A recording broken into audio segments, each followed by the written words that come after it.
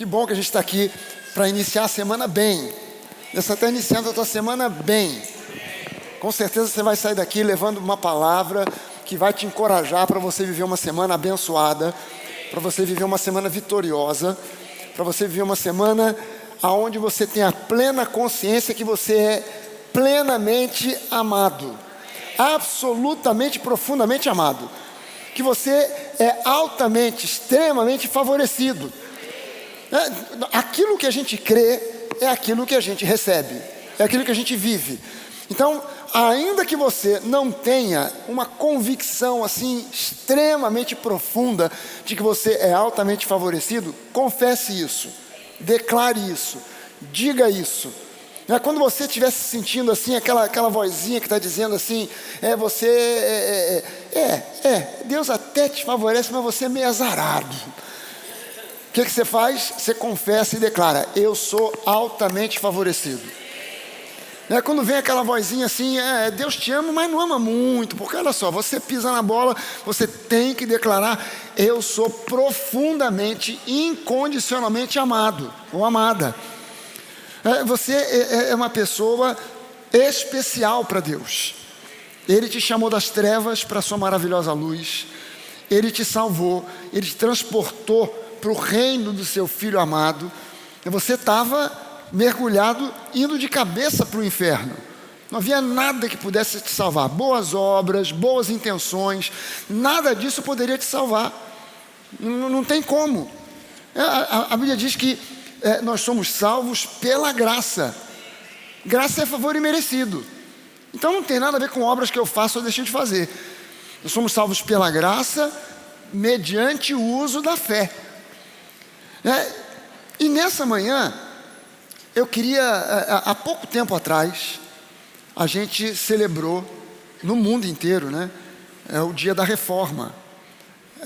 É o dia que marca aquele dia em que Martinho Lutero, com as suas, formulou 95 teses, cuja proposta não era rachar a igreja. A proposta de Lutero não era formar uma nova igreja, a igreja protestante. Não.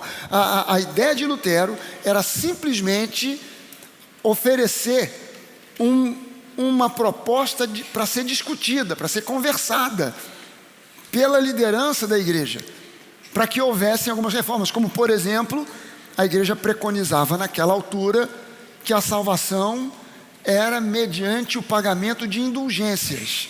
O que eram as indulgências?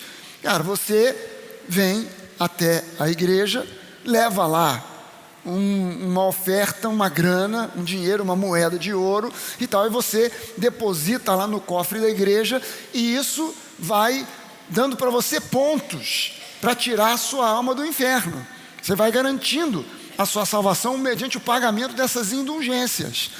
Então Martinho Lutero de repente descobriu, lendo a Bíblia não era um livro que estivesse disponível para todo mundo como nós temos hoje. A gente hoje tem Bíblia aí à vontade. Você tem Bíblia de tudo quanto é jeito, com N diferentes versões, desde versões assim, bem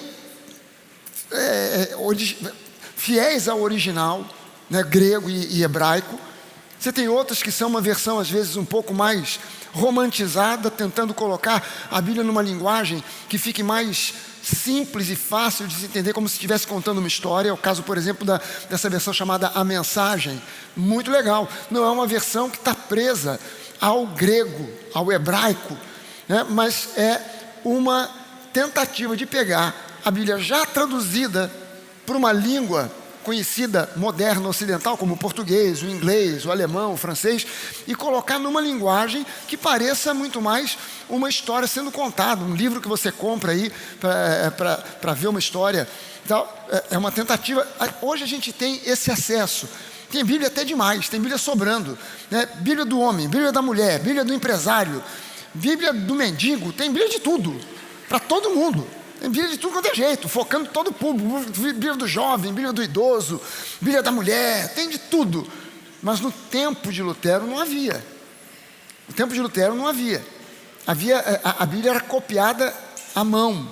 Então era um livro caro e raro. E pouca gente sabia ler. Muito pouca gente sabia ler. Então algumas coisas começaram a acontecer para tentar divulgar a palavra, como por exemplo, não sei se você sabe disso, mas São Francisco de Assis, ele desenvolveu uma técnica, um hábito, que era depois da missa, que era feita em latim, com o padre de costas para a congregação, ninguém entendia nada,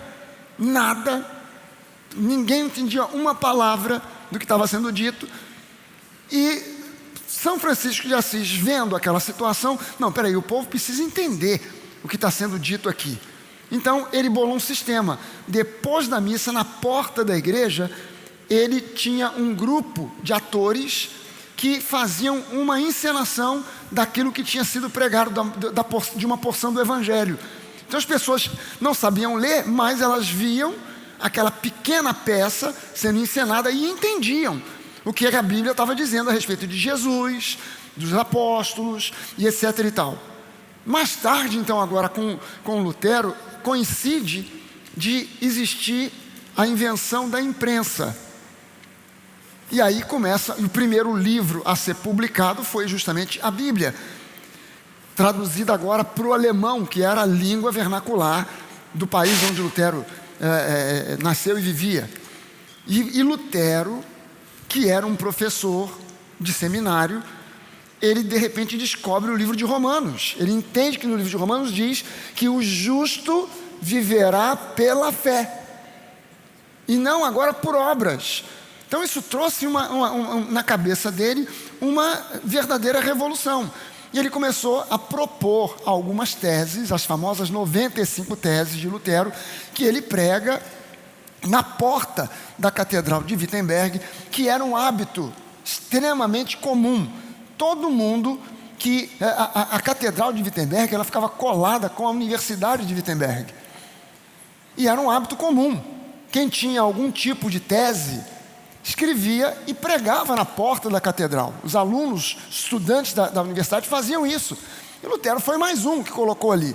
Mas aquilo que ele propõe era tão revolucionário para a cabeça da liderança da igreja até então, que ele acaba sendo excomungado, expulso. Ele é convidado a negar as suas teses. Ele diz, olha, eu não posso contradizer a minha consciência, que Deus me ajude. E acabou que ele foi excomungado, foi expulso, e gerou esse racha da igreja, que gerou a igreja chamada na época de protestante. Hoje a gente não está protestando contra nada. Se a gente está protestando contra alguma coisa, é contra o inferno. Amém? E gerou então essa outra linha. E uma das grandes bases da igreja reformada, da igreja protestante, são os 5 solas. Não são 5 solas de sapato, gente. Sola significa aí, no latim, somente. Somente Cristo. Somente glória a Deus. Somente as Escrituras. Somente a graça. Somente a graça. O problema com relação a este somente aqui, o somente a graça, o problema é que, como havia uma visão da igreja tradicional de que a salvação era por obras, pelo pagamento de indulgências e etc e tal, a igreja reformada colocou uma ênfase na graça apenas relacionada com a salvação. A salvação é pela graça. Mas, com o passar do tempo, a igreja, focando na graça somente como um meio através do qual o homem é salvo, se esqueceu dos outros aspectos da graça. E se esqueceu que a graça não é meramente uma doutrina. A graça é uma pessoa. A graça é Jesus.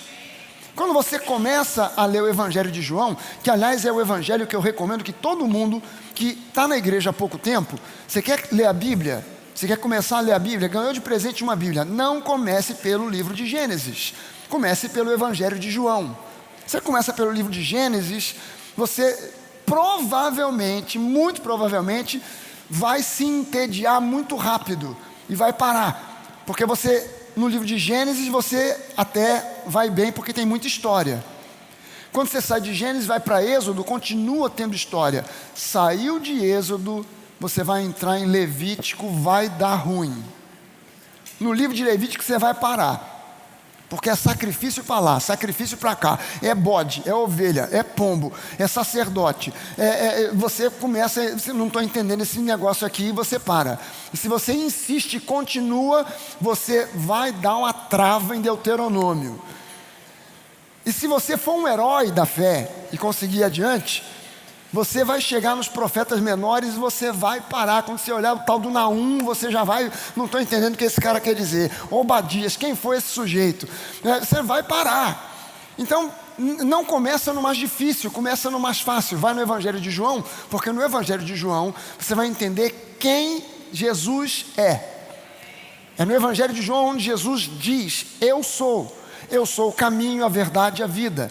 Eu sou a porta das ovelhas. Eu sou o bom pastor. Eu sou a videira verdadeira e vocês são os ramos. Eu sou a luz do mundo. É onde Jesus dá uma série de eu sou. Aí você começa a entender o caráter de Deus na nova aliança. Quem Deus é na nova aliança? Você começa no Evangelho de João. E ali no Evangelho de João você começa a entender, logo de cara, no capítulo 1, no versículo 17, João diz assim: a lei, ela foi dada por intermédio de Moisés. A graça e a verdade, porém, vieram por meio de Jesus. Então, se Jesus é o caminho, a verdade e a vida, a verdade veio por ele, e a verdade está associada com a graça e a verdade vieram por meio de Jesus. Então, a graça também não é uma doutrina, como a verdade não é simplesmente uma doutrina. A verdade é uma pessoa, é Jesus. A graça também não é simplesmente uma doutrina, é uma pessoa, é Jesus. Jesus é a graça feita em carne e osso. É a graça presente, viva, atuante. E os reformadores não abordaram isso. Então a graça ficou limitada a uma questão da salvação. Não, nós somos salvos pela graça. Está certo? É verdade. Favor imerecido, não é por obras, não é porque eu fiz muito, não é porque eu fiz boas obras, não é porque eu ajudei os velhinhos, as crianças, os orfanatos, não é porque eu comprei cesta básica, não, eu sou salvo pela graça. Pela graça, isso não vem de nós, é dom de Deus, é presente de Deus, é um presente. Você não dá um presente simplesmente porque a pessoa merece, você vai lá e compra um presente, independente do merecimento. Então, a gente precisa entender que a graça não se limita à nossa salvação. Ela se estende à nossa vida nesse mundo. Nós somos alvo da graça de Deus. Ou seja, nós somos abençoados pela graça. Nós não somos somente salvos pela graça, nós somos abençoados pela graça. Cada bênção que Deus derrama sobre a nossa vida não é fruto de mérito, é fruto da graça. Eu não sou abençoado porque fiz alguma coisa para merecer. Se fosse assim, todos nós estaríamos extremamente limitados. Extremamente limitados. Nós talvez recebêssemos uma migalha de bênçãos, uma aqui, outra ali.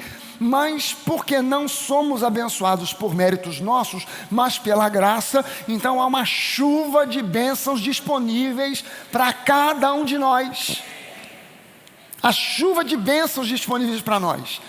E um dos aspectos, é o que eu quero chamar a sua atenção nessa manhã, um dos aspectos da graça é que pela graça nós somos livres. Nós somos livres. Pela graça, por causa da obra graciosa de Jesus a nosso favor, nós somos livres. Você pode levantar uma das suas mãos e dizer isso: em Cristo, pela graça, eu sou livre. Aleluia. E é por isso que eu coloco uma ênfase muito grande, que nós hoje, em Cristo, não somos mais servos. A nossa condição mudou. Na antiga aliança, ninguém era filho. Todos eram servos. Na nova aliança, ninguém é servo, todos somos filhos. Quando você é introduzido, mergulhado no corpo de Cristo, Isso faz de você agora um filho legítimo do Deus Altíssimo. Você passa a servir por escolha, por opção, não por condição. Somos servos de Deus? Sim. Por condição? Não, por opção. Eu escolho servir a Deus. Amém? Não é uma coisa forçada. E há uma diferença gigantesca. Gigantesca. Inclusive, porque quando você vai aos textos bíblicos, no seu original, no caso do Novo Testamento, no grego, a palavra que é traduzido como servo, no original é escravo. Você e eu hoje não somos escravos, somos livres. Por que somos livres? Porque somos filhos. Nós somos libertos. Agora, quando se fala em liberdade na igreja, fomos libertos. As pessoas foram doutrinadas ao longo do tempo a entender que nós fomos livres da opressão do inferno, que nós somos livres do diabo, do inferno, dos demônios, e isso é uma verdade, mas não é o aspecto principal que a Bíblia aborda. Quando a Bíblia diz que nós somos livres, antes de mais nada, na grande esmagadora maioria dos textos do Novo Testamento, fala que somos livres da opressão da lei. O fato de sermos livres da opressão do inferno é uma consequência de sermos livres da lei. E eu vou mostrar isso para você aqui. Eu vou mostrar para você na Bíblia que o diabo não inventou a lei. A lei é santa, a lei veio de Deus, da mente de Deus, foi dada a Moisés para dar ao povo de Israel. Ela não foi uma invenção do diabo. Mas o apóstolo Paulo mostra para nós que a principal arma nas mãos de Satanás é justamente a lei, para trazer culpa, condenação, uma sensação de insuficiência. Eu faço e nunca é suficiente. Se deixo de fazer, é porque deixei de fazer. Se fiz, é porque não fiz o suficiente. Então a lei acabou se tornando nas mãos do diabo uma fonte de acusação, uma fonte de condenação. E nós fomos livres da opressão do diabo porque fomos libertos da lei.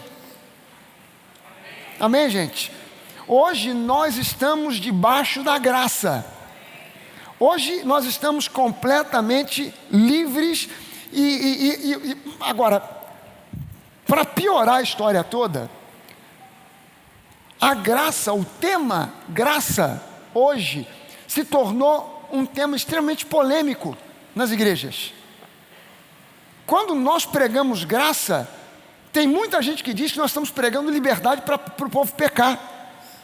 Eu queria saber quem foi que ouviu alguma vez alguém dizer nessa plataforma, eu ou qualquer um dos pastores da Nova, que graça é liberdade para você pecar à vontade. Aonde foi que alguém ouviu isso? Eu não consigo entender essa interpretação esquisita.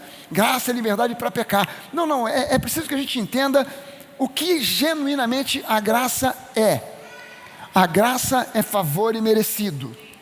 Agora, essa polêmica, ela não é uma novidade, porque na época do apóstolo Paulo ela já existia. Já havia essa polêmica. E foi justamente essa polêmica a respeito da graça que gerou a necessidade de serem escritas as epístolas. As epístolas foram escritas por causa dessa polêmica.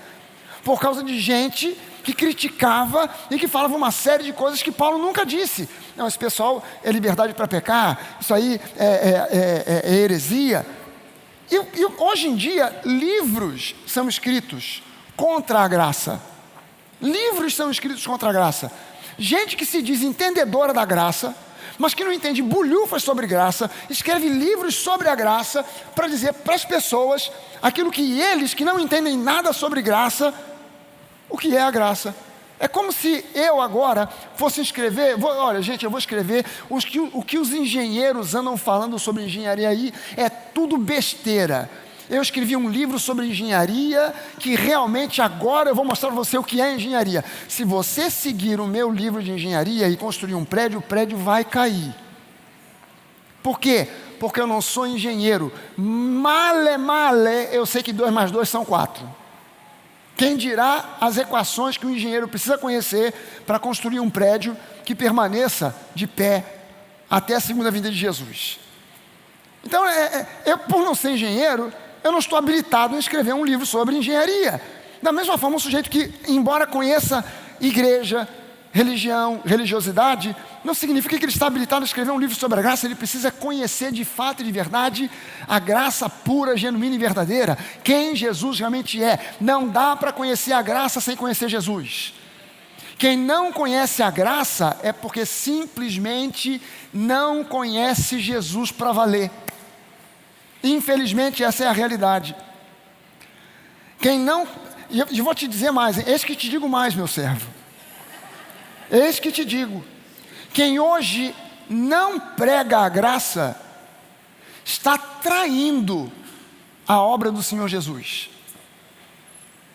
É duro de ouvir esse discurso, mas é verdade. Porque, olha só, Jesus dá uma revelação do que é a nova aliança para Paulo. Os outros apóstolos têm que aprender agora com Paulo. Custaram. Quem pegou mais rápido foi o apóstolo João. Quem demorou mais tempo para pegar a coisa foi o apóstolo Pedro. Teve conflito pra caramba com Paulo. Bateram de frente. No final, já com mais experiência, Pedro, quando escreve a sua segunda epístola, ele termina dizendo assim: gente, e deem ouvidos ao que diz o nosso amado irmão, o apóstolo Paulo, porque as coisas que ele diz, muitas vezes são difíceis a gente entender, mas o cara é de Deus. E as epístolas de Pedro são epístolas sobre a graça. Graça no meio da tribulação, graça em meio ao sofrimento, graça em meio às lutas. São os temas das duas epístolas de Pedro. E Jesus vai e dá uma revelação a Paulo, ao ponto de Paulo dizer: o evangelho que eu anuncio, não aprendi de homem algum, aprendi diretamente do Senhor Jesus. Paulo começa a ensinar esse evangelho, a nova aliança, para aqueles que seguiam, que eram seus discípulos. Ele ensina para Lucas, ele ensina para Epafrodito, Tito, Timóteo. E quando ele escreve para Timóteo, na segunda epístola, ele diz: Timóteo, aquilo que você aprendeu de mim, passe isso, ensine isso para homens que sejam idôneos, ou seja, gente de caráter, gente boa, que você sabe que é gente confiável, que vão passar essa mensagem também adiante, sem tentar acrescentar ou tirar coisa alguma. Aquilo que você aprendeu de mim, não inventa a roda de novo. Depois você lê a segunda epístola de Paulo a Timóteo, eu estou dizendo em outras palavras, mas é mais ou menos isso que Paulo está dizendo para Timóteo. Não tenta inventar a roda de novo. Aquilo que eu ensinei para você, você prega isso. Não acrescenta, não tira. E passa isso para homens idôneos, gente de caráter, gente confiável, que vai passar adiante para outros. E olha só, aí Paulo passa para Timóteo, que ensina para fulano, para ciclano, que passa para beltrano, que passa e vai passando até chegar a nós. Gente, nós na Nova fazemos parte dessa corrente, começada lá atrás. No meio do caminho tem muita gente que se desvia para um lado e se desvia para o outro. A gente faz um esforço danado para não inventar a roda de novo, para não acrescentar nem subtrair, mas para permanecer dentro dessa corrente começada lá atrás. Quem começou essa corrente? Jesus. Trazendo um novo entendimento, uma nova aliança. Fazendo com que a antiga agora fique como uma coisa linda, histórica, que está cheia de símbolos, de representações que apontam para a nova aliança, mas ele traz agora a eficácia da nova aliança. Ele traz agora o fato presente da nova aliança, o fato real, concretizado da nova aliança. E nós estamos debaixo da nova aliança. E na nova aliança nós somos livres. Livres. Não importa o que falem, o que digam contra, nós somos livres, e nós temos a responsabilidade de anunciar a genuína graça de Deus. Então eu quero mostrar para você aqui alguns pontos que vão esclarecer para nós o que significa realmente ser livre. 6 coisas que eu quero ministrar aqui para você nessa manhã, 6 pontos que corroboram a nossa liberdade. E eu vou começar lendo um texto aqui de Gálatas capítulo 5, versículo 1.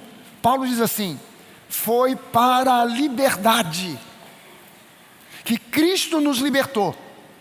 Portanto, permaneçam firmes e não se deixem submeter novamente a jugo de escravidão. Para um pouquinho e medita nessa passagem aqui. Vê as implicações disso que está sendo dito aqui. Foi para a liberdade que Cristo nos libertou. Então nós fomos livres. Aqui Paulo ainda não está explicando do que fomos livres, mas ele está dizendo que nós fomos libertos. E ele diz agora: portanto, uma vez que fomos libertos, somos livres, permaneçam firmes nessa liberdade. Permaneçam firmes nesse solo, permaneçam firmes nessa posição, e não se deixem submeter novamente a um jugo de escravidão. O que essa última frase significa para nós? Há uma tentativa infernal de nos reduzir de volta à escravidão. Há uma campanha infernal para nos levar de volta para um estado de escravidão. Então Paulo está dizendo: não permitam que isso aconteça. Permaneçam firmes nessa postura, nesse entendimento da graça. Vocês foram libertos, vocês são livres. Não se deixem submeter novamente. Ou seja, Paulo está dizendo: vocês um dia foram escravos. Vocês um dia estavam sequestrados nas mãos do diabo, aprisionados, escravizados, mas vocês foram libertos. Então não se deixem novamente serem levados para o campo da escravidão. Permaneçam firmes no campo da liberdade. Amém, gente? Então vamos lá para os 6 pontos. Primeiro deles: a graça, antes de mais nada, te faz inteiramente livre das demandas da lei. Você hoje em Cristo está inteiramente livre das demandas da lei. Eu e pelo menos mais umas 3 pessoas aqui entendemos. Nós estamos inteiramente livres das demandas da lei. Antes que alguém diga: pastor, quer dizer então que não tem mais lei? Não, na nova aliança tem lei. Só que na nova aliança, se na antiga aliança tinham 613 mandamentos, na nova aliança só tem 2. Ficou mais fácil, não ficou? Porque memorizar 613 mandamentos, venhamos e convenhamos, é difícil pra caramba, hein? Complicou a nossa vida. Mas 2 a gente consegue. 2 mandamentos a gente consegue. Só tem 2: crer e amar. Fechou. 1 João, só para você, não está aqui, não vai aparecer ali, a não ser que o pessoal da produção corra lá para colocar. 1 João, no capítulo 4, só para você não achar que eu estou inventando a coisa da minha cabeça, eu vou ler para você aqui. 1 João, capítulo 4,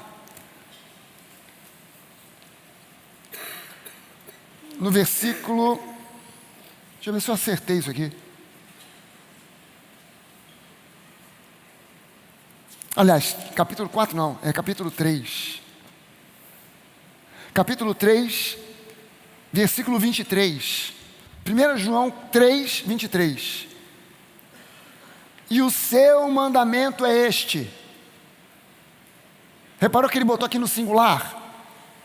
O seu mandamento é esse. Na verdade, é um mandamento só, com dois... Como é que a gente diria? O pessoal que é advogado aí me ajuda. Como é que fala? É uma lei com duas cláusulas. Um mandamento só com 2 cláusulas. E esse é o seu mandamento. O seu mandamento é este. Número 1, que creiamos no nome do seu Filho Jesus Cristo. Número 2, e nos amemos uns aos outros, segundo o mandamento que Ele nos ordenou. Versículo 24, ele diz o seguinte: Quem guarda os seus mandamentos permanece em Deus e Deus permanece nele. Fechou. Então, se na antiga lei eu tinha 613 mandamentos, não farás isso, não farás aquilo, não farás aquilo outro. Na nova aliança eu só tenho 2, crer e amar. E a ordem é essa: primeiro eu creio para depois amar. Porque primeiro eu creio que pela fé eu sou cheio do Espírito Santo. Eu creio que o amor de Deus está em mim. Eu creio que posso agir como Jesus agiu. Então eu posso amar o meu próximo como Jesus ama. Então, quando você ama, você está obedecendo à nova lei da nova aliança. Quando você crê, você está obedecendo à lei da nova aliança. Então a gente agora não tem que se preocupar com 10, mas com 2. Não com 613, mas com 2. E na nova aliança, você é inteiramente livre das demandas da antiga lei. Quando a Bíblia diz que nós somos livres, que nós fomos libertos, muita gente imagina isso, que se refere ao inferno, ao diabo, aos demônios. Mas Paulo fala sobre a nossa libertação, falando primeiramente sobre a questão da lei, que nos aprisionava num sistema desesperador, de mandamentos, de regras, de obrigações, de meritocracia, que eram impossíveis de serem cumpridos plenamente. Impossíveis. E o pior é que esse sistema, o sistema das leis da antiga aliança, acaba gerando na cabeça do homem o legalismo, que é a interpretação da lei, gerando tradições e leis que a lei nem previa. Agora, se você for dar uma olhada, aqueles que advogam a lei, não, nós estamos ainda debaixo da lei, deveriam ler o que Jesus diz sobre a lei. Mateus capítulo 5, por exemplo, é só um exemplo. Mateus capítulo 5, nos versículos 27 e 28, Jesus diz o seguinte: vocês ouviram o que foi dito: não cometa adultério, não adulterarás. Eu, porém, lhes digo: todo o que olhar para uma mulher com intenção impura, já cometeu adultério com ela no seu coração. Então o que Jesus está dizendo? Cara, vocês botaram o padrão da lei aqui, ó. Mas o padrão de Deus é aqui. Então vocês colocando o padrão aqui, vocês acham que adulterar é quando o sujeito vai lá, pega uma mulher que não é a mulher dele e vai lá se relacionar com ela. Mas se você simplesmente, de acordo com o padrão divino da lei, se você meramente olhou para uma mulher com um olhar malicioso, no seu coração você já adulterou. Peraí, então quer dizer que na lei, de acordo com a demanda da lei, eu não posso nem pensar. Você não pode nem pensar. Quantos de vocês aqui, de vez em quando, perdem o controle do pensamento e estão pensando bobagem? Só nós 4, aleluia. O resto está tudo no pecado da mentira. Você já se pegou pensando bobagem? Pensando besteira? Pensando coisas que você de repente fala assim: meu Deus do céu, que besteira é essa que eu estou pensando aqui? Ah, meu Deus do céu. Quer dizer, no mero pensar, de acordo com o padrão divino, o padrão real da lei, já deu ruim. Não é simplesmente o fazer ou deixar de fazer. A intenção, é por isso que tem essa frase, né? De boas intenções o inferno está cheio. Porque na mera intenção, o sujeito já pecou. No mero pensamento, o sujeito já pecou, já deu ruim. Então, dá uma olhada agora em 1 Coríntios, no capítulo 15, agora o que Paulo fala a respeito da lei. 1 Coríntios 15, versículos 56 e 57. Ele diz assim: o aguilhão da morte é o pecado, e a força do pecado é a lei. Graças a Deus que nos dá a vitória por meio de nosso Senhor Jesus Cristo. Gente, eu vou ler para você isso numa outra versão, que é a versão fragaliana da Bíblia. Olha só como é que fica isso aqui. O ferrão do escorpião da morte é o pecado.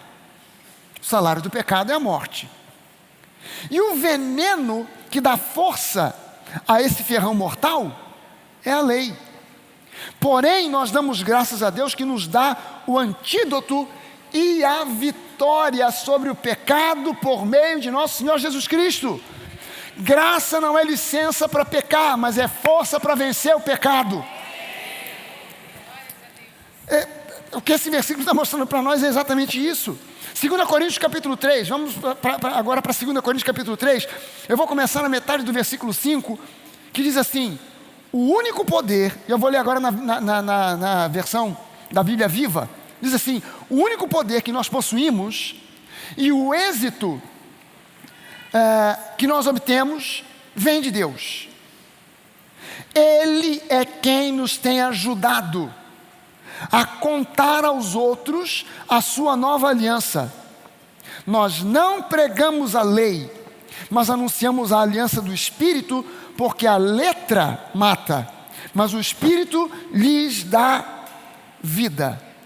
Entretanto, aquele velho sistema de lei, gravado com letras em pedras, que terminava em morte, veio com tal glória que o povo não podia fixar os olhos no rosto de Moisés por causa do resplendor do seu rosto, ainda que esse brilho já estivesse se desvanecendo. Não deveríamos esperar uma glória muito maior nesses dias, quando o Espírito Santo está concedendo vida? Se o plano que trouxe condenação era glorioso, muito mais glorioso ainda é o plano que justifica os homens perante Deus. Você pode levantar uma das suas mãos e dizer: graças a Deus, porque eu sou justificado. Aleluia! Então, gente, primeira coisa que a gente precisa entender a respeito da graça, da liberdade que nós temos na graça, da nossa libertação na graça, é que a graça nos liberta das demandas da lei. Amém, gente? Segunda coisa, segundo ponto, a graça te faz inteiramente livre do poder do inferno. Você pode dizer isso: a graça me faz inteiramente livre de todo o poder do inferno.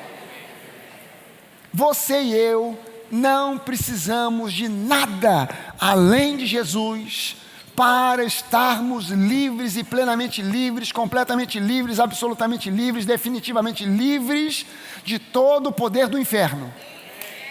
Não existe a mínima possibilidade de alguma coisa relacionada, presa, amarrada ao inferno, ainda ter domínio sobre a sua vida. Porque você foi inteiramente livre e liberto de toda a opressão do inferno. Eu sei que existem igrejas que dizem isso: não, o fulano, ele foi liberto, mas não foi muito, ainda tem um rabicho de demônios ali. E por que dizem isso? Porque a pessoa, ela foi à igreja, oraram por ela, até manifestou um demônio, ela caiu no chão, rangeu o dente, xingou, não sei o que, o pastor mandou sair, a pessoa levantou e tal, mas ela ainda fuma, ela ainda bebe pra caramba, ainda fala palavrão pra chuchu e tal. Gente, isso não significa que ela tem demônio, significa que ela precisa renovar a mente na palavra. Ela precisa crescer e amadurecer espiritualmente, só isso. Você já é uma nova criatura que está num processo de santificação, que nada mais é do que um processo de crescimento e amadurecimento. Você não pode esperar que uma pessoa que viveu a vida inteira na cachaça, no vício, na prostituição, que ela da noite para o dia se converta e já tenha, de repente, do nada, ela já está vivendo em plena, pura santidade. Não vai estar. Muita coisa, com certeza, pode ter mudado, mas ainda tem muita coisa para mudar. Ela pode ter sido transformada da noite para o dia e muita coisa já caiu, mas ainda tem muita coisa na mente infiltrada de pensamentos, ideologias e conceitos e valores que precisam mudar. Precisam mudar. Quer dizer, não adianta nada ela se converter e não estar submetida a esse processo de transformação pela palavra. Quer dizer, não adianta ela se converter e ir para casa. Ela precisa se converter e permanecer firme numa igreja que pregue o genuíno evangelho, para que ela aprenda e entenda: ah, caramba, legal, agora eu entendi. Não é mais do jeito que eu fazia. É assim que Jesus preconiza, é assim que a palavra fala. Ah, então eu vou mudar. Há uma decisão que precisa ser tomada, há uma série de decisões e escolhas que a gente precisa fazer. Amém, gente? Há coisas que Deus de repente te libertou, há outras que você tem que dizer assim, não, cara, eu estou entendendo aqui que não é assim que funciona no reino de Deus. Então, cara, eu vou me adequar, eu vou mudar, eu vou tomar uma decisão. E Deus vai me ajudar. E o Espírito Santo vai me dar poder e força para eu conseguir manter essa decisão de pé. Então, a gente precisa entender que hoje em Cristo, a graça te faz totalmente livre do poder do inferno. Sabe, a libertação de todo o poder do inferno é uma consequência da obra de Jesus em cumprir a lei e nos libertar do jugo da lei. Ele despojou com isso. Quando Jesus nos liberta da lei, Ele está despojando o inferno de uma arma poderosa que é a acusação associada com a condenação. O diabo, ele vai usar a lei para tentar lançar sobre você condenação, acusação. Você precisa ter no seu coração, na sua cabeça, no seu espírito, na sua mente, o entendimento de que a graça pode não te livrar da possibilidade do inimigo te atacar. A graça não te livra da possibilidade do inimigo te atacar, mas ela te garante que o diabo e as hostes do inferno já foram derrotados por Jesus na cruz do Calvário. E a vitória sobre esses principados e potestades já te pertence. Você não tem que fazer nada mais além de crer. O sangue de Jesus tem poder. O nome de Jesus tem poder. Então você já é absolutamente livre de todo o poder do inferno. Você tem autoridade para repreender os ataques do inimigo e vencer. Amém, gente? Você tem essa autoridade. Se você resiste ao ataque do inimigo, ele vai fugir. Resistir ao diabo e ele fugirá de vocês. Colossenses capítulo 2, versículo 8, começando no versículo 8, eu vou ler até o versículo 15, Paulo diz assim: tenham cuidado para que ninguém venha a enredá-los. Quer dizer, meter você numa rede, enroscado numa rede de pesca. Tenham cuidado para que ninguém venha a enredá-los com sua filosofia e vãs sutilezas, conforme a tradição dos homens. Conforme a tradição dos homens, conforme os rudimentos do mundo e não segundo Cristo. Porque nele, em Cristo, habita corporalmente toda a plenitude da divindade. Também nele, vocês receberam a plenitude. Ele é o cabeça, é o que comanda, é o que tem autoridade sobre todo o principado e potestade. Nele também vocês foram circuncidados, não com uma circuncisão feita por mãos humanas, mas pela remoção do corpo da carne, que é a circuncisão de Cristo. Tendo sido sepultados juntamente com Ele, no batismo, no qual vocês também foram ressuscitados por meio da fé, no poder de Deus que o ressuscitou de entre os mortos. E quando vocês estavam mortos nos seus pecados e na incircuncisão da carne, Ele lhes deu vida. Ele lhes deu vida juntamente com Cristo, perdoando a grande maioria dos seus pecados. Não. Só os mais brabos. Os mais levezinhos é por sua conta. Não, todos os seus pecados. Passados, presentes e futuros. A obra da cruz é uma obra plena, completa. Não é uma obra onde Ele faz uma parte e você faz a outra. Não, tudo foi por conta de Jesus. Cancelando o escrito de dívida que era contra nós e que constava de ordenanças. Não uma lista dos nossos pecados, mas uma lista de ordenanças, o qual nos era prejudicial, removeu-o inteiramente, não parcialmente, mas inteiramente, cravando-o na cruz. Agora olha só o versículo 15. E despojando, então, os principados e as potestades, publicamente os expôs ao desprezo, triunfando sobre eles na cruz. Gente, Jesus, o que ele cravou na cruz, não foi uma lista dos nossos pecados, mas foi um escrito de dívida que era contra nós, que constava de ordenanças. O que é um escrito de dívida que consta de ordenanças? É a lei de Moisés. Ele cravou na cruz, e com isso ele despojou os principados e potestades, que vinham lançar pensamentos de impossibilidade, de insuficiência. Você fez, mas não fez o suficiente. Você deixou de fazer.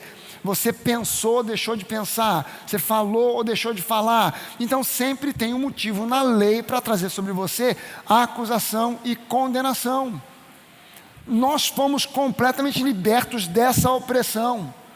A minha mente não é mais playground de Satanás. Você agora pode afirmar isso. A minha mente não é mais playground de Satanás. Eu agora possuo a mente de Cristo. Aleluia. Amém. Esse é o grande campo de batalha da grande guerra e genuína guerra espiritual. É a mente do homem. Então nós hoje somos livres dessas amarras. Nós estamos inteiramente livres das demandas da lei. Nós agora estamos vivendo numa outra aliança, que é a nova aliança. Terceira coisa, graça não é, nunca foi, nunca será liberdade para pecar, mas é liberdade para você ser quem você é. A religiosidade tenta colocar em você um personagem, tenta fazer de você um personagem, tenta formatar você dentro de um estereótipo.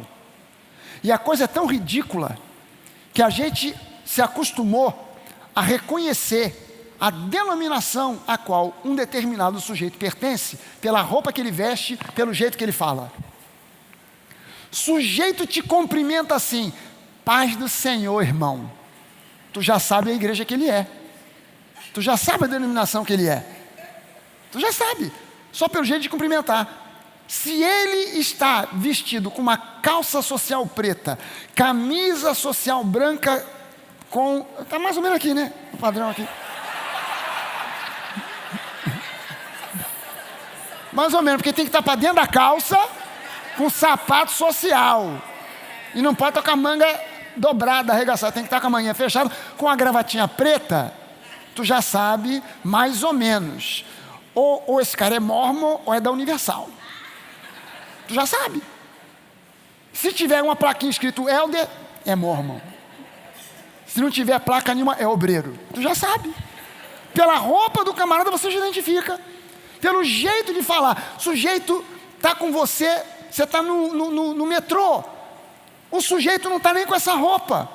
Mas ele entrou e ele viu alguma coisa esquisita. E ele fala, ele segura naquele negócio para não cair e diz, está amarrado. Você já sabe de onde ele é. Tu já sabe de onde ele é. Porque pela linguagem você já identifica. Aí a igreja cai dentro de um estereótipo. Se você não se adequa ao estereótipo, você é rebelde, você sei lá, você é um monte de coisa. Você é insubmisso. Se você questiona e pergunta alguma coisa, você é questionador. Você não está convertido ainda para valer. Pelo simples fato de você ter feito uma pergunta, não, vem cá, por que eu não posso participar da ceia? Não, porque você não é batizado. Mas onde é que está na Bíblia? Já vem você com rebeldia. Aí o cara já interrompe você, não com uma resposta, mas com um argumento completamente falso. Ele te interrompe, ele tira a tua dúvida, não é dizendo assim, olha, porque não pode, por causa disso, aquilo, aquilo outro. Não, lá vem você com essas perguntas, isso é rebeldia, hein, irmão? Cuidado, porque rebeldia é para o inferno, hein? Aí a pessoa vai se adequando a um estereótipo. Quando vai ver, ela está completamente formatada, ela já não questiona, ela já não pergunta, e ela sequer confere o que foi dito com as Escrituras. E o próprio apóstolo Paulo, ele diz que havia uma igreja numa cidade chamada Bereia. E os crentes daquele lugar, ele considerou como os mais nobres que ele já havia conhecido, porque eles conferiam tudo que o apóstolo Paulo ensinava, pregava e dizia, com as Escrituras. Os crentes hoje se tornaram preguiçosos da Bíblia. Então não confere. Aí o sujeito diz da plataforma que você está passando por um problema, consequência de alguma maldição hereditária que você tem, e a pessoa ouve e acredita, e ela não confere. o que foi dito com o que a palavra diz. Aquilo que eu digo aqui, você não tem que simplesmente engolir e levar para casa. Você tem a obrigação moral e espiritual de conferir com a palavra. Eu sou meio chato porque eu boto versículo pra caramba para comprovar que aquilo que eu estou falando não é ideia minha. Mas se por um acaso eu boto um argumento e não comprovei com uma passagem bíblica da nova aliança, você tem a obrigação espiritual e moral de chegar em casa e procurar. Peraí, onde é que está isso que o pastor falou?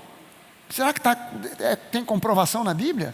Deixa eu ver, porque se não tem comprovação na Bíblia, você tem todo o direito de pegar, amassar e jogar fora. Agora, se a Bíblia diz aquilo que eu estou dizendo, alguém vai ter que mudar. Ou você, ou a Bíblia. Adivinha quem? Então a gente precisa ter uma noção muito clara de que graça não é liberdade para pecar, mas é liberdade para você ser quem você é. Sem estereótipo, sem medo, sem nenhum tipo de vergonha de ser quem você é.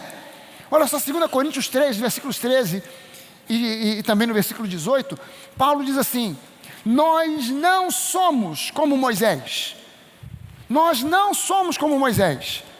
Moisés subiu o Monte Sinai e quando ele voltou, a Bíblia diz que o rosto dele resplandecia.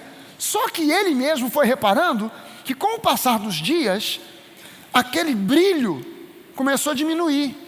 E ele, levado pela vaidade humana, foi lá e botou um véu, para ninguém ver que aquilo estava apagando.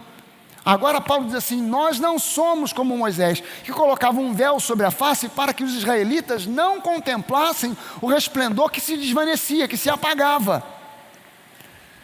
E todos nós, versículo 18 agora ele diz: e todos nós, com o rosto descoberto, sem hipocrisia, sem tentar fazer um personagem, sem tentar entrar dentro de um estereótipo, todos nós com sinceridade, honestidade, nos apresentando diante de Deus como nós somos, com os nossos defeitos, com as nossas qualidades, com os nossos problemas, com as nossas lutas interiores, sendo quem nós somos.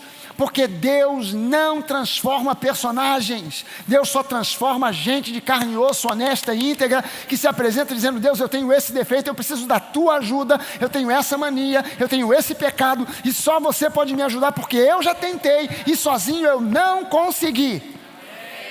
Já fui na corrente, já fui na campanha, pastor já impôs as mãos, já expulsou demônio e não adiantou nada. Eu continuo voltando para o mesmo erro. Eu preciso do teu socorro, eu preciso da tua ajuda. Isso é se apresentar a Deus sem véu, sem máscara. Não é se apresentar a Deus: Senhor, eis-me aqui, jejuo 3 vezes por semana, oro 3 vezes por dia, leio a Bíblia de Gênesis e Apocalipse a cada semana. Não sou como aquele ali, ó, está ali. Não, aleluia, graças a Deus. Eu me apresento a Deus como eu sou, sem medo, sem tentar fazer um personagem. Todos nós com o rosto descoberto, contemplando a glória do Senhor, que é Jesus. Somos então transformados. Você está entendendo que quando você se apresenta a Deus com honestidade, Ele te transforma? Somos transformados de glória em glória, na sua própria imagem, como pelo Senhor que é o Espírito. É quando a gente se apresenta a Deus com honestidade, quando a gente se apresenta a Deus com verdade, é aí onde Ele entra para nos transformar. Quarta coisa: graça é liberdade para você ser dirigido pelo Espírito Santo, com uma base sólida na palavra, e não por doutrinas de homens. Você é livre para ser dirigido pelo Espírito. Ser dirigido por doutrinas de homens é voltar para a escravidão. E a gente leu aqui Gálatas 5. Não se submetam de novo a julgo de escravidão. Então eu não estou aqui para fazer de você um escravo. Não estou aqui para manipular você, não estou aqui para dar a você ordens. Eu estou aqui para pregar a palavra e você, ouvindo a palavra, seguir a direção que o Espírito Santo tem para a sua vida. Seguir aquilo que o Espírito Santo fala no seu coração. Romanos 8, versículos 14 e 15. Dá uma olhada aqui, Romanos 8. Pois todos os que são guiados pelo Espírito de Deus são filhos de Deus. Se você botar isso de trás para frente, todos os que são genuinamente filhos de Deus são guiados pelo Espírito. O Espírito Santo está disponível para te guiar. Amém, gente? Qual é a maneira mais comum do Espírito Santo nos guiar? Não é uma voz que você ouve, não é um profeta que vem de fora e fala. A maneira mais comum do Espírito Santo te guiar é pelo testemunho interior. É uma percepção íntima. Não é uma voz, é uma percepção, é algo que lá dentro você sabe, porque sabe que é para ir por aqui e não é para ir por ali. Não é uma voz que te diga, meu filho, vá pela direita, vire na segunda à esquerda. Não. É alguma coisa que tem um testemunho, tem uma presença, tem uma percepção. Cara, não é para fazer isso, não é para assinar esse contrato. Ou é para assinar, é para fazer, é direção de Deus. Ih, cara, vai dar ruim. Não, o Espírito Santo está me dirigindo. Todos nós fomos chamados para sermos dirigidos pelo Espírito. Por mais inteligente que você seja, você é de carne e osso e está sujeito a tomar decisões que dá ruim. Todos nós já tomamos alguma decisão na vida que a gente depois olhou para trás e falou assim, caramba, eu fui uma besta quadrada de tomar aquela decisão, que coisa ruim que eu fiz, que decisão errada que eu tomei. Eu tomei a decisão de casar com a pessoa errada. Não me levanta a mão, não diz nada, mas tem muita gente que toma essa decisão. Eu não vou nem entrar, não é o caso hoje aqui, de falar para você o que Jesus fala sobre casamento e divórcio, porque se a gente for no original, vai virar de cabeça para baixo o que a religiosidade tem entendido. Mas qualquer hora dessa eu ensino para você. O que Jesus fala sobre casamento e divórcio? Que não tem nada de contrário ao que Paulo fala sobre casamento e divórcio. Porque tem gente que pensa que Paulo fala uma coisa contrária ao que Jesus disse. Não é nada de contrário, é exatamente a mesma coisa. Só para você ter uma ideia. Pastor, então como é que eu faço para entender? Se eu estou dizendo que é a mesma coisa que Paulo diz, o que Jesus diz, lê o que Paulo falou, então você vai entender o que Jesus falou. Mas hoje não é o caso de ensinar sobre isso não. Mas tem gente que toma uma decisão errada e depois lá na frente, 5, 6, 7, 8 anos depois, às vezes 6 meses depois, tomei a decisão errada, casei com a pessoa errada, deu ruim. Você toma a decisão de uma carreira errada. Cara, eu me entrei de gaiato no navio, não era essa a minha vocação. Pensava que era e não era. Agora que eu estou aqui dentro, caramba, eu estou com vontade de largar esse troço. Não é à toa que tem gente que chega às vezes aos 45, 50 anos de idade e de repente muda de carreira. O camarada era executivo, CEO de uma grande corporação e de repente ele resolve virar pescador lá em Fernando de Noronha. Você ficou doido, rapaz? Cara, na verdade o que eu sempre quis ser na vida era pescador. Só entrei para esse negócio porque me disseram que ia ganhar dinheiro, que eu ia ficar rico, sofri pressão de pai, de mãe, de vizinho, de amigo, e acabei embarcando, mas nunca gostei. O meu negócio é ir para Fernando de Noronha, pescar sardinha. O cara muda, porque agora ele tem a oportunidade de fazer aquilo que ele... Cara, agora eu vou fazer o que eu sempre quis. A gente toma decisões erradas na vida. O Espírito Santo está aí para nos ajudar, para a gente não ficar entrando em furada. Glória a Deus, pastor. Você hoje é livre para ser dirigido pelo Espírito, não por doutrinas de homens. Sabe lá Romanos 8, 14 e 15, a gente já leu o 14, agora olha só o versículo 15.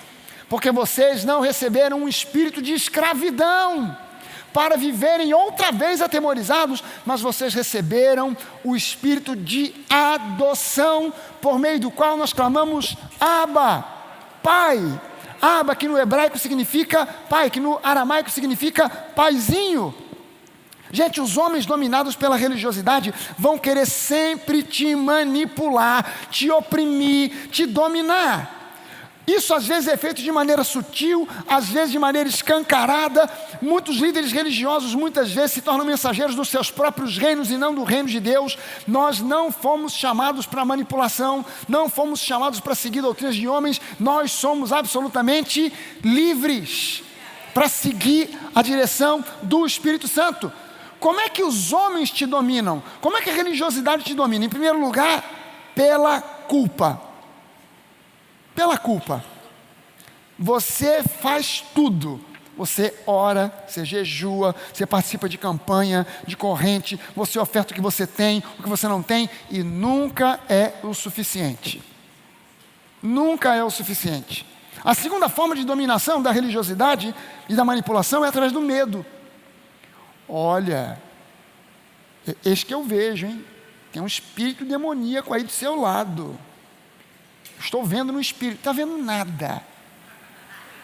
O sujeito não está vendo nada. Mas ele faz uma cara de quem está vendo. Diz que vejo um demônio ali, atrás do irmão ali, ó. É contigo aí, irmão, não é comigo não. É através do medo. Ó, se você sair dessa igreja, os demônios vão voltar na sua vida, hein? Vai dar ruim. Vai ficar 7 vezes pior, né? O pessoal já multiplica por 7. Eu, se fosse manipulador, não multiplicava por 7, eu multiplicava por 70. Vai voltar 70 vezes mais. Vai ficar pior, vai ficar ruim e tal. Gente, medo não vem de Deus. O amor lança fora o medo. O amor não estimula o medo, ele lança fora o medo. Terceiro método, aí é através do engano mesmo. Aí é através de mentira mesmo. Quanto mais ignorante você for da palavra, dos princípios, dos valores da palavra, mais fácil será para te manipular. Você precisa ter muito critério, muita sabedoria e também muita esperteza para não cair na garra de falsos ministros, de falsas profecias, que são puro espiritismo disfarçado de evangélico. Você sabe que tem gente... Vou falar a verdade, quero nem saber. Tem muito crente que confunde pastor com médium. E aí fica procurando profecia. E vai encontrar. Que tem sempre um infeliz com esse negócio, não, eu estou vendo, o Senhor está me dizendo, estou te vendo, não sei aonde, fazendo isso ou aquilo. E às vezes é uma coisa assim meio aleatória. Você imagina que eu chego aqui e falo assim, o Senhor está me revelando. Alguém aqui fará uma viagem. Quem é? Quem é, pessoal? Aleluia, é o irmão mesmo. Eu já sabia, antes de levantar a mão eu já sabia, vai fazer uma viagem. Aleluia. Não sei se é nacional ou internacional, mas estou vendo que o Espírito Santo já tinha me falado, é Londres. Eu já sabia. E as pessoas ficam encantadas com esse negócio. Gente, isso é espírito de adivinhação. Tem que tomar um cuidado danado. Deus pode revelar a mim e a você o que virá. Pode, se chama palavra de sabedoria. É um dos dons do Espírito Santo. Porém, isso é dado num momento aonde Deus tem o interesse para que aquela pessoa seja edificada. Não é para que eu seja visto como o profeta. É para que aquela pessoa seja edificada. Então, muitas vezes, para que aquela pessoa seja edificada, abençoada, Deus revela certas coisas, mas não revela tudo. Revela alguma coisa. É uma palavra de sabedoria, não é a sabedoria. É uma porção de alguma coisa que interessa a Deus para que aquela pessoa seja edificada. E quando Deus fala, a gente fala. Quando Deus cala, a gente cala. A gente não tenta inventar para agradar ou para tentar impressionar. Se Deus fala, a gente fala. Se Ele não fala, a gente fica quieto. Eu já contei essa história aqui que me marcou demais. Eu, na África do Sul, na igreja que eu pastoreava, num culto lá que eu não me lembro qual foi a razão, mas eu chamei o pessoal para vir à frente, por algum motivo, para orar por alguma razão. E quando eu fui orar, não veio muita gente, a igreja não era muito grande, veio um grupo, pelo que eu me lembro, em torno de umas 10 pessoas. E quando eu fui orar pela primeira pessoa, fui orar pessoalmente, impondo as mãos, quando eu fui orar, Deus me falou alguma coisa para falar para aquela pessoa. Eu falei. Fui orar pela segunda. Deus me revelou alguma coisa, uma palavra de sabedoria. Falei para a pessoa. Fui no terceiro, no quarto, no quinto. Para cada um que eu orava, Deus estava me dando uma palavra de sabedoria, revelando coisas que estavam ainda por acontecer. E também uma palavra de conhecimento, que são coisas que já aconteceram. Então Deus começou a me mostrar, falei para um, para dois, para três. Na última pessoa, eu botei a mão, Deus não falou nada. Nada. Ficou aquele vácuo aqui do lado de dentro. E eu esperando ali com a mão na cabeça da pessoa. Ô, irmão, aleluia. Aí eu caio com meus botões, eu falei, Deus não está falando nada, mas eu vou falar. Porque a pessoa não pode ir para casa, eu falei com 9. Se eu não falo nada para essa pessoa, ela vai pensar que Deus não ama, que ela está desprezada, porque falou para 9, não falou, por que não falou com ela? E aí quando eu abri, eu puxei o ar, porque eu ia falar, aí Deus falou comigo, aí Deus falou, mas falou comigo, e falou exatamente isso, quando eu falo, você fala, quando eu calo, você cala. Aí eu, aleluia, irmão, Deus abençoe, Deus é bom, vai em paz, aleluia. Porque quando a gente, você não pode tentar agora querer ganhar relevância, ganhar notoriedade porque você profetizou, porque você agora teve uma palavra de sabedoria e de conhecimento. É uma palavra que Deus dá no momento exato, no momento específico para abençoar. A gente acredita nisso? Claro, a gente acredita nos dons do Espírito Santo, mas o que andam fazendo por aí é uma avacalhação com os dons do Espírito. E a gente precisa levar os dons do Espírito a sério. Amém, gente? 1 Coríntios capítulo 11, os versículos de 1 a 4, diz assim, eu espero que vocês suportem um pouco mais da minha insensatez. Por favor, continuem a ser pacientes comigo. Pois o cuidado que eu tenho com vocês vem do próprio Deus. Eu os prometi como noiva pura a um único marido, que é Cristo. No entanto, eu temo que a sua devoção pura e completa a Cristo seja corrompida de algum modo, como Eva foi enganada pela astúcia da serpente. Vocês aceitam de boa vontade o que qualquer um lhes diz. Olha só o que Paulo está dizendo. Vocês estão aceitando de boa vontade o que qualquer um está dizendo para vocês aí? Pô, eu estou temendo aqui que vocês sofram o mesmo engano que Eva sofreu por parte do inimigo. Você pula agora para o versículo 13, e ele diz o seguinte, versículo 13, de 1 Coríntios 11, esses indivíduos são falsos apóstolos, obreiros enganosos disfarçados de apóstolos de Cristo, mas não me surpreendo, porque até mesmo Satanás se disfarça de anjo de luz. Portanto, não é de admirar que os seus servos também finjam ser servos da justiça. No fim, receberão o castigo que as suas obras merecem. Gente, profecia não pode nos impressionar.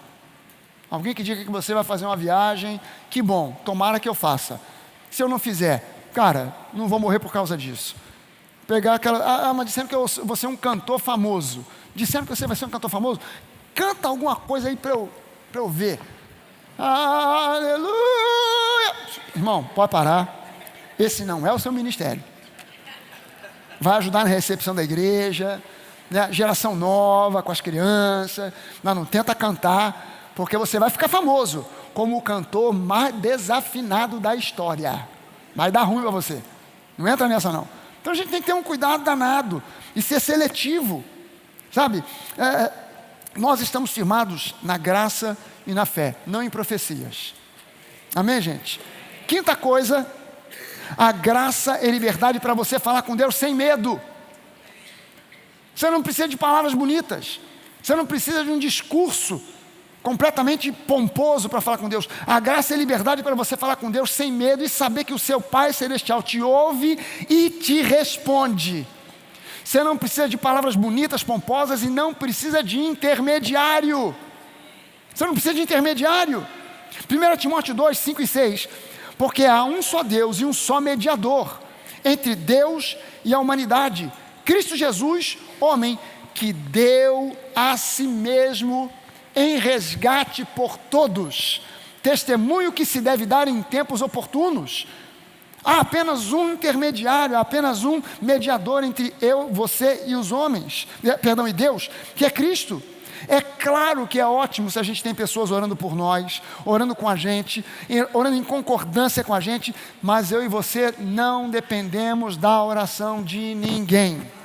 Deus não faz acepção de pessoas. A sua oração é poderosa o suficiente para resolver qualquer parada. Amém, gente?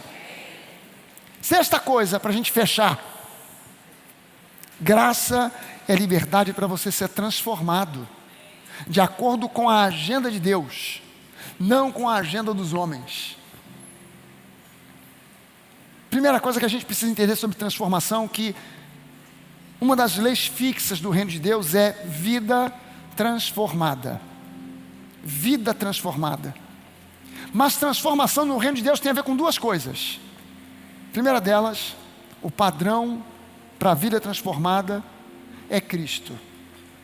Não é o pastor, não é a denominação, não é um líder, não é um cantor.